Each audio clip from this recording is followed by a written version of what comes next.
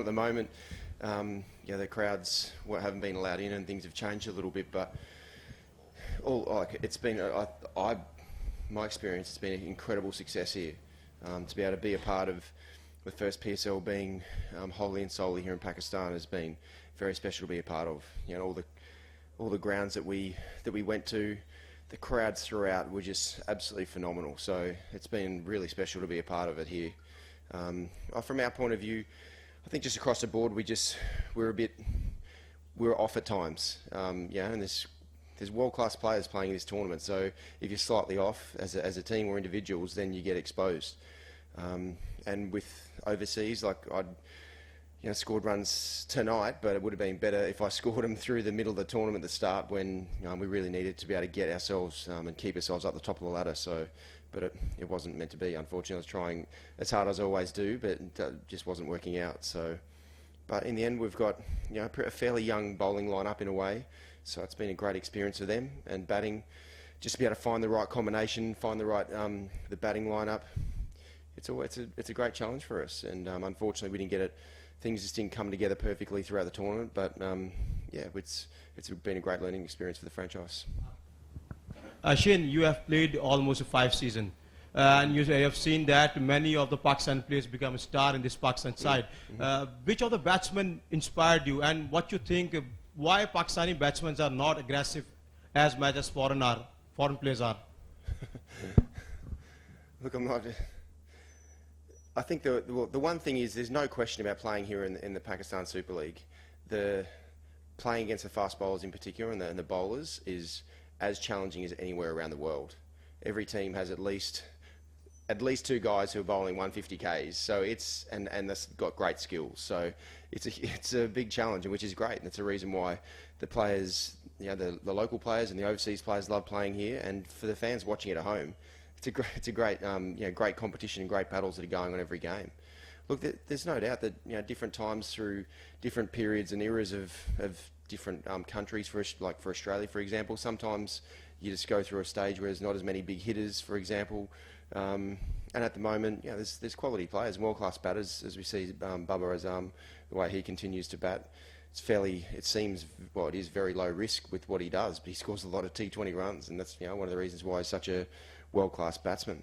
So, and there's plenty of power going around, even with you see Azam Khan, to see what he did as a young guy coming into the PSL. Some of the innings that he played were pretty phenomenal. So, look, the more exposure that the young batsmen get to this tournament, the better they're gonna get.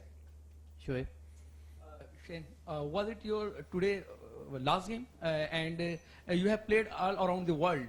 Where you get more love? I mean, the spectators love, the fan loves.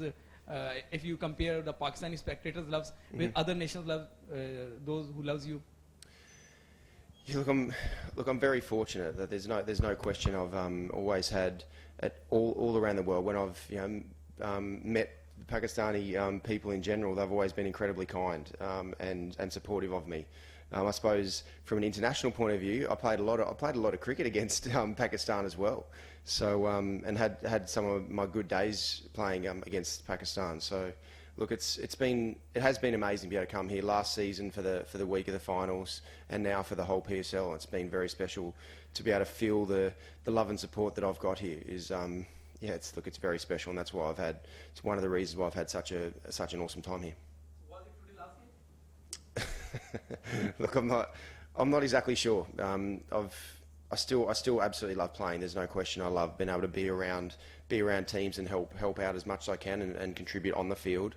So, but I'm 38. I'm 39 coming up. So it's working through what my next phase of my life's going to be. But at the moment, I still love playing. But it all come down to more a family decision and being away from home more so than my ability to be able to perform. Shane, if we talk about Quetta's itinerary and performance, I mean, do you think too much hectic travelling has affected the performance of Quetta Gladiators? Look, from my perspective, no. I've travelled in a lot of different tournaments where you're travelling all the time. International cricket, you're travelling all the time as well. So from my point of view, it didn't affect I know from I'm only batting right now, but there's so many times where I was an all-rounder and I was travelling a lot. Look, for guys who haven't done it before, it is challenging. It is challenging, and it was for guys who, when the flights sort of got changed or flights got delayed and that sort of thing. So it definitely provided different challenges, but in that way, that the great thing is they were able to learn from what happened and how to be able to manage themselves better from their bodies, from their mind, from sleep and that sort of thing. So look, unless you get exposed to a travel schedule like we had, you don't learn about how to be able to manage it, because if you go and play international cricket or you go and play in other tournaments, that stuff happens.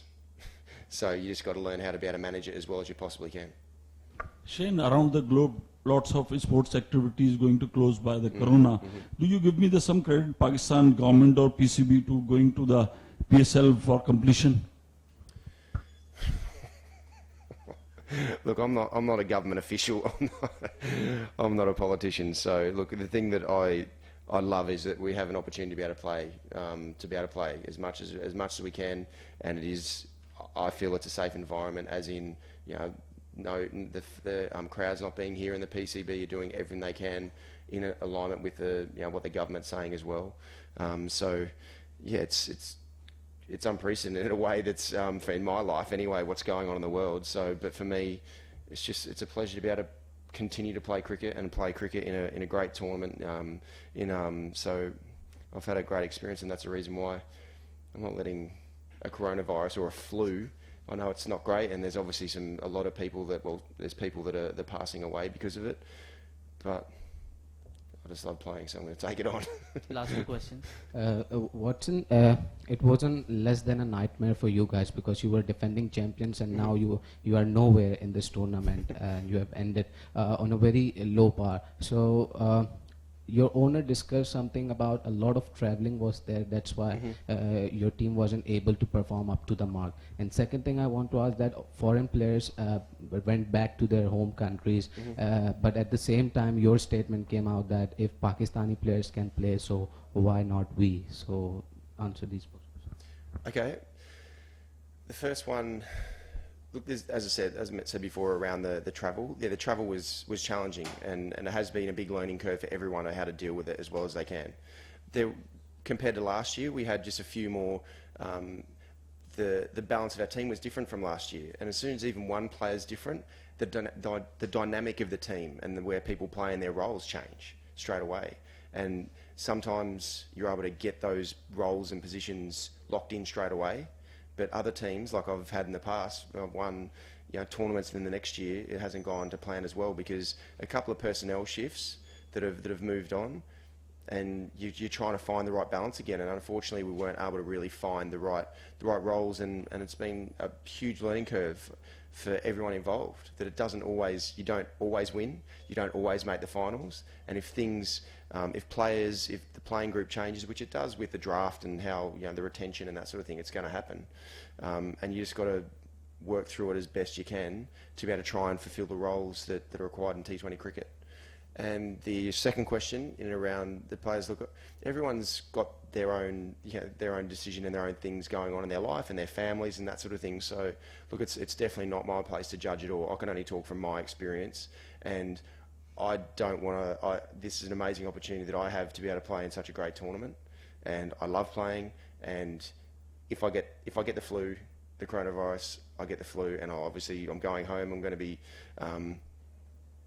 14 days relaxing in my house, which is absolutely fine. It's part and parcel of travelling and playing and doing what I absolutely love doing. So for me, it was a no-brainer. Last question, Imad. Shane, hi here. The man. Yeah, the catcher, right? That's your hand. Thank you so much. Brilliant, buddy. Intact. Yeah, good job. What a catch. Thank you. So, since there was a question about you having played a lot of cricket, just a small trip down the memory lane, something that I wanted to ask you, but forget asking, but just want to take this opportunity now. A young Shane Watson, 2000-2001, Brisbane facing Shoaib Akhtar. There's that one delivery, which is, I think, part of the YouTube folklore, one bounce bouncer. Was that the quickest that you ever faced in your career? How do you recall that spell in that particular delivery? I do. That was the first time. Like, I'd faced Brett Lee before, but that was the first time in a game that I'd gone out. And as I remember walking out to bat, it was my 21st birthday. 17th of June, was it 2002? 2002, yeah. Walking out to bat on my 21st birthday thinking, I'm on national TV, there's a good chance that I'm going to, I could die.